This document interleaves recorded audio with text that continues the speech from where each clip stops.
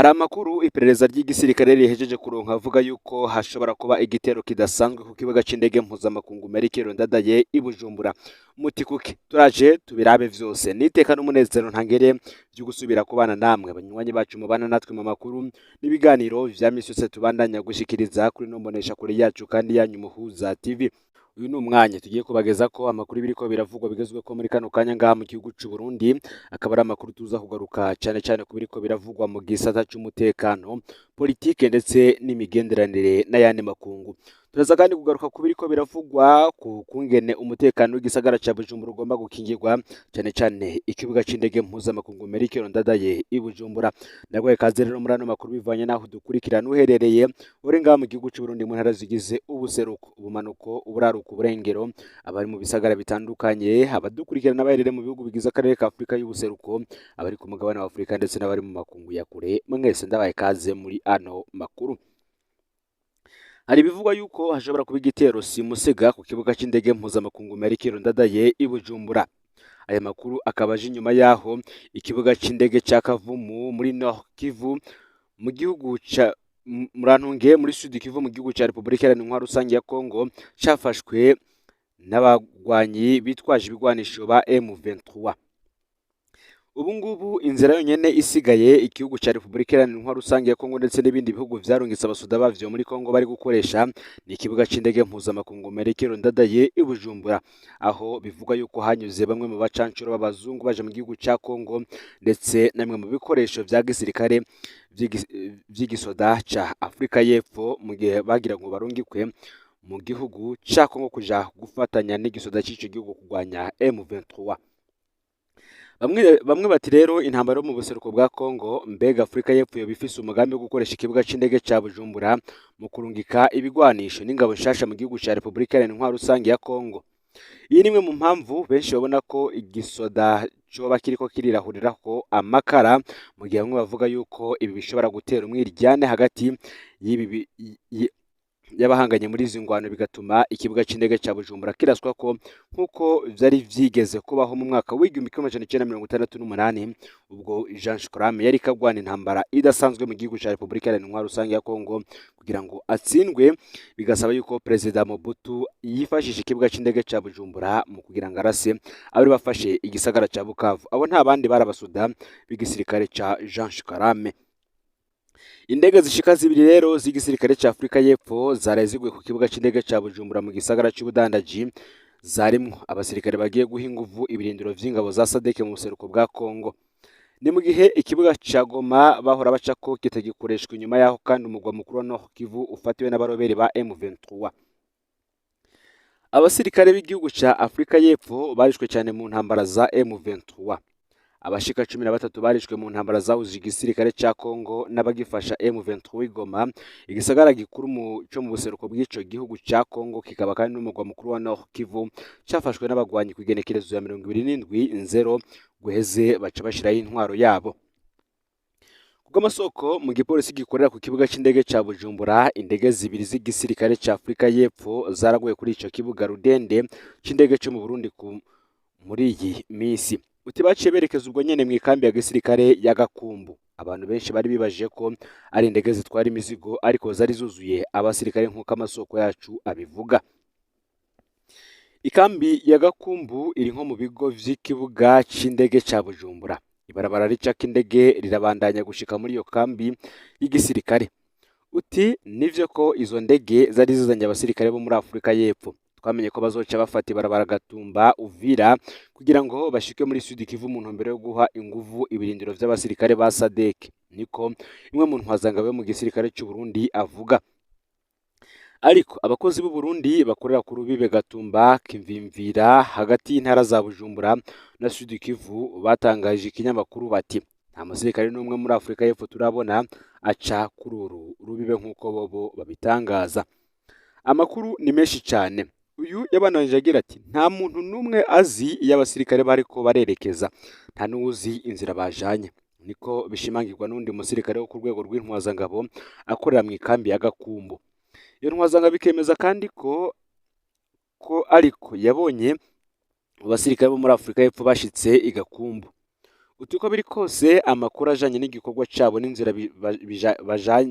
n'inzira bijanye n'ibanga rikomeye, niko intwazangabo yo mu gipolisi ivuga, ikaba kandi ikorera mu biro vy'umushikiranganji Burundi ajejwe intwaro hagati mu gihugu, iterambere rusangi n'umutekano.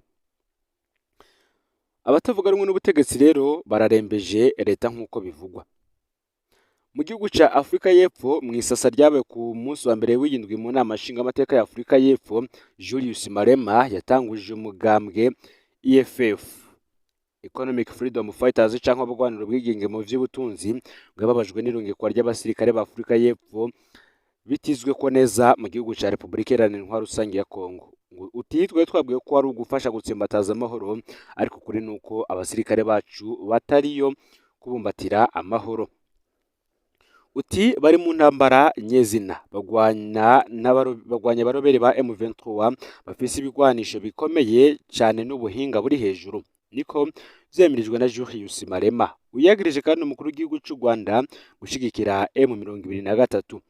Ivyo birego vyari vyanatanzwe mu mpera za nzero n'umukuru w'igihugu ca Afrika y'Epfo Cyril Ramaphosa. Indiane ziri mu buseruko bwa Kongo zatumye haduka imishamirano hagati y'u Rwanda na Afrika y'Epfo, nyuma yaho Kagame yagirije ku mugaragaro Ramaphosa gukwiragiza ibinyoma ku ntambara yo mu buseruko bwa Kongo. Imbere yo kwitaba inama y'abakuru b'ibihugu n'amaleta ya EAC na SADC mu mpera z'indwi iheze, Ramaphosa yari yatangaje mu ijambo ryiwe ati: tuzogerageza ku buryo abahungu bacu, abasirikare bacu batahuka muhira. Iyo nama yasavye ihagarikwa ry'intambara ryihuta. Julius Malema yagirije leta ko itanga abahungu n'abigeme ba Afrika y'Epfo. Uti iyi leta ibandanya ibarungika gupfira hanze, iyo bapfuye naho ibiziga vyabo ntibitahukanwa n'iteka bakwiye. Turarindiriye ibiziga, n'ubwo urongoye ibiro bikuru vya gisirikare yari yavuze ko ibiziga bizoshika bukeye bwaho, niko yavuganye agashavu kenshi. Kubwo itavuga rumwe n'ubutegetsi bwa Afrika y'Epfo, uti abasirikare bacu bategerezwa gutahukanwa vyihuta. Yarangije avuga ati ni mu batahukane ubunyene. Tubibutse ko ikambi y'abasirikare ba Afrika y'Epfo igizwe n'abasirikare 2900 bafise ibigwanisho bike, iyi yararungitswe hafi ya Goma. Abasirikare b'u Burundi bari bajanywe vyumvikanywe na leta y'u Burundi n'iya Kongo, bamwe baratahutse nyuma yo guheza ibikorwa vyabo, abandi barahunga berekeza muri Sud Kivu canke barungikwa muri iyo ntara nyene aho abagwanyi ba M23 bafashe muri iyi minsi ibisagara birimwo Butare, inyuma yo kuhakura abasirikare b'igihugu cy'u Burundi badafise ibigwanisho navyo, hamwe n'abasirikare ba Kongo n'urwaruka rushigikiwe na leta ya Kongo. Afrika y'Epfo yo ikaba ifise imigenderanire myiza n'u Burundi. Indongozi zabo zugaye imbibe n'u Rwanda muri nzero umwaka w'2024 zagiriza umukuru w'igihugu cy'u Rwanda Paul Kagame ko afise umugambi wo guhungabanya akarere. Afrika y'Epfo kandi yaratakaje cyane mu ntambara yerutse kuba n'ingabo za M23.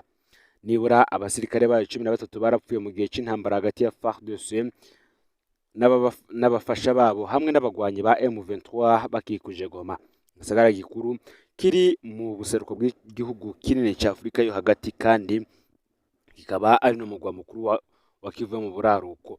Ibi rero nivyo vyatumye vyaraguye mu minwe murantungi. Ibi nivyo vyatumye iki gisagara kigwa mu minwe y'abagararije ba M23. Nkuko bivugwa rero n'abapolisi bari ku kibuga c'indege ca Bujumbura, indege zibiri z'ingabo za Afrika y'Epfo zaguye ku kibuga c'indege mpuzamakungu kimwe Rudende c'ico gihugu cy'u Burundi. Bakavuga bati baciye baja mu kambi ya Gakumbo. Abantu benshi biyumvira ko indege yarizanye n'ubundi abatwara ibi vyose. Ni mu gihe kandi amakuru haravuga yuko iki gitero kiriko kiratekerezwa cyane n'urwego rubujejwe iperereza, bavuga yuko mu gihe ibintu vyose vyoba vyanse mu gihugu ca Repubulika Iharanira Intwaro Rusangi ya Kongo hashobora kubaho intambara idasanzwe hagati y'igisoda cy'u Burundi ndetse n'abo baroberi ba M23, kuko batangiye no gufata bamwe mu banyarwanda n'abanyamurenge babagiriza ko ari bo boba ari abasumyi b'urusaku bo umutwe witwaje ibigwanisho.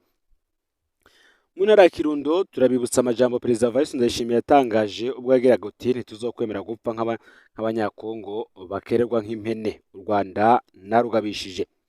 Umukuru w'igihugu cy'u Burundi Evariste Ndayishimiye yongeye kuvuga ko u Rwanda ari umwasi w'u Burundi kuri uyu wa kabiri w'indwi. Yongera amenyesha ko kandi afise umugambi wo gukoranya abarundi bo mu ntara zose kugira ngo baje kurwana ku mupaka n'u Rwanda, hamwe vyoshika rugatera igihugu ciwe. ati ntituzokwemera gupfa nk'abanyekongo bicwa nk'imene. Ni muri komine ya Bugabura mu ntara ya Kirundo mu buraruko bw'u Burundi ihana urubibe n'u Rwanda, niho umukuru w'igihugu yabivugiye. Yari yagiyeho gufasha imiryango irenga ibihumbi 10 yahuye n'ingorane zifatiye ku ihagarika ry'ibihe. Murantunge kwihindagurika ry'ibihe, uti ndabibabwiye ngaha ntimuryame umukondora-zosi. Buramatari wanyu yavuze ko umubanyi mubi ashaka kuduhungabanya, ariko naramaze kumugabisha. Uzoduhungabanya natwe tuzomutera, niko Evariste Ndayishimiye yatangaje mu rurimi kavukire Ikirundi ataho ariko arabisoma. Yabandanije kuri iryo jwi nyene arahema cyane ati ndabasavye mwitegure, ntimugire ubwoba, burya turazinanye mbere ndi mu karere ka Bugesera murabizi. Abo banyarwanda ntibigeze badutsinda kuva ku bakoroni, ubu bazobishobora. Muzobibuse ko aho izina Kirundo ryavuye. Kubw'ibivugwa, izina ry'intara ya Kirundo yahoze yitwa Muharuro ryafatiwe ku birundo vy'ibiziga vy'abanyarwanda biciwe mu ntambara yo mu mwaka w'1763. Umukuru w'igihugu c'u Burundi Evariste Ndayishimiye kandi ategekanya gukoranya abanyagihugu bose ngo bagwane n'u Rwanda. Mw'ijambo yashikirije abantu ahanini b'abakene batagira ico bapfungura, umuryango wose umwe wose waronkejwe ibiro 15 vy'ibigori n'ibiro 5 vy'umuceri nk'imfashanyo kuri uyu wa kabiri w'iyindwi. Ndayishimiye yamenyesheje ko ategekanye gukoranya abarundi bose kugira ngo bagwanye u Rwanda.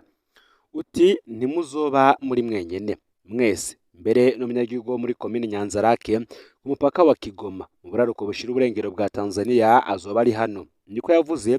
Akomerwa amashi n'abanyagihugu bamwe bamwe bashonje kandi kumbure ngo batemera ivy'umukuru w'igihugu yariko aravuga.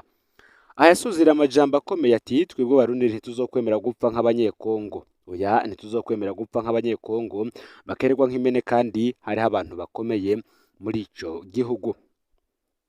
Kugenekerezo ya 31 guheze, umukuru w'igihugu c'u Burundi mu birori vyo kwipfuriza umwaka musha abaserukira ibihugu vyabo mu gisagara c'ubudandaji Bujumbura, yatangaje ko umukuru w'igihugu c'u Rwanda Paul Kagame ariko arahungabanya akarere.